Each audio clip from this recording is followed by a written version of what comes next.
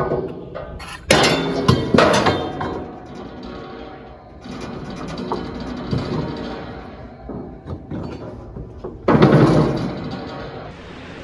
think it's the bypass line, yeah. Told you. I'm gonna need some pliers and a set of 30-weight ball bearings. What? Yeah, tell you what, I gotta go to my truck. If Fred gets here before I'm back, you can tell him to start without me. What the hell you need ball bearings for?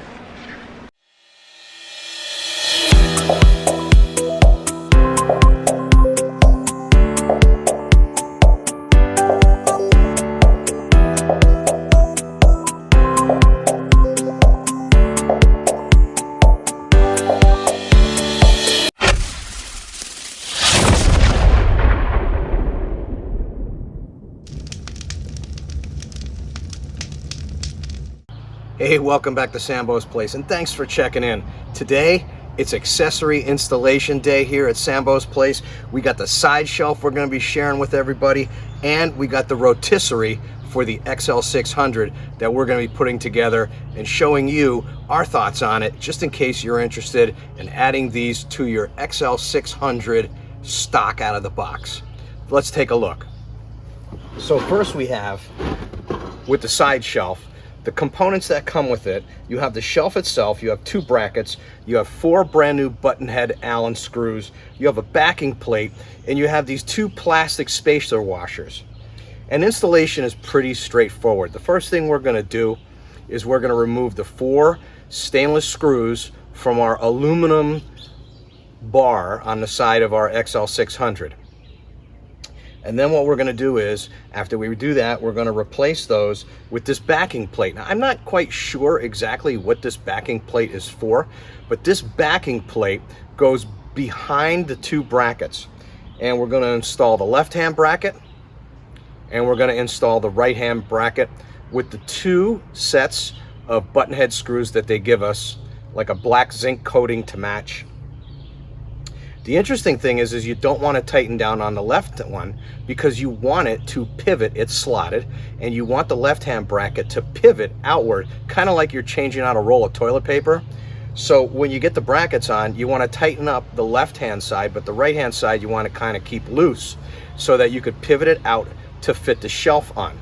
But before we fit the shelf on, we want to install these two plastic spacers that go on the uppermost pegs of the brackets. Once we get those plastic washers on, we can drop the shelf on top of it, and we can pivot that right hand bracket back in place, get up underneath with the Allen key that they gave us, and we could tighten down those button head screws. Once that's all in place, you can lift up gently on the shelf to extend it outwards, and lift up gently on it to fold it closed against the pit.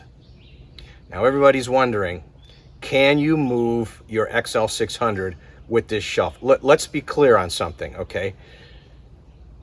The handle that came with the XL600 is fixed to the pit, okay?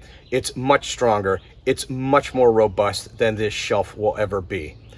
But you can move this pit. It's a little bit involved.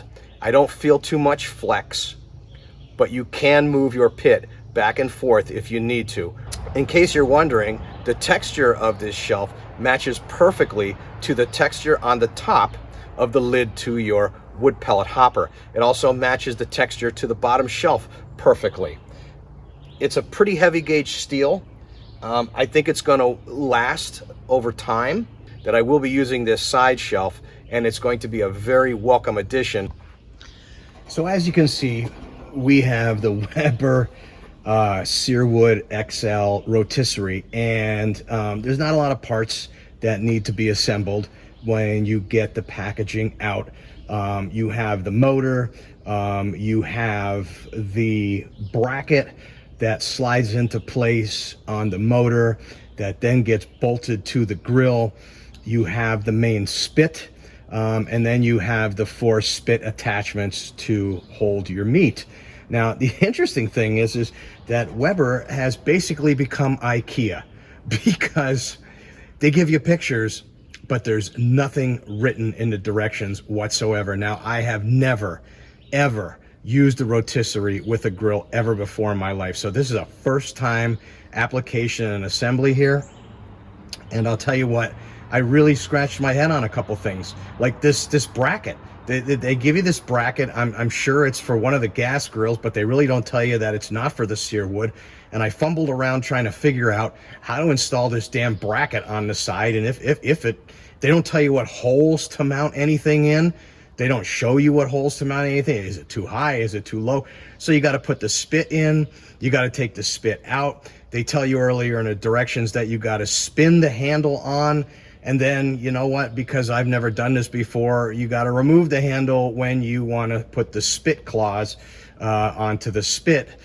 So yeah, you know what, it wasn't that long of an assembly, but like I said, I've never used a rotisserie before, and the directions were not very clear.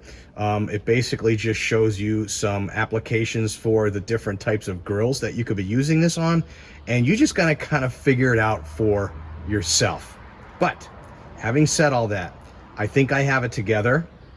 And the one suggestion I'm going to make is that if you are going to get one of these products, is to leave the pins and the nuts with the lock washers on your cook box after you install the spit, and then remove the spit to use it back and forth. Because you know what, if you buy the side table, as you can see here, you can't use the side table if you leave your rotisserie mounted to your grill.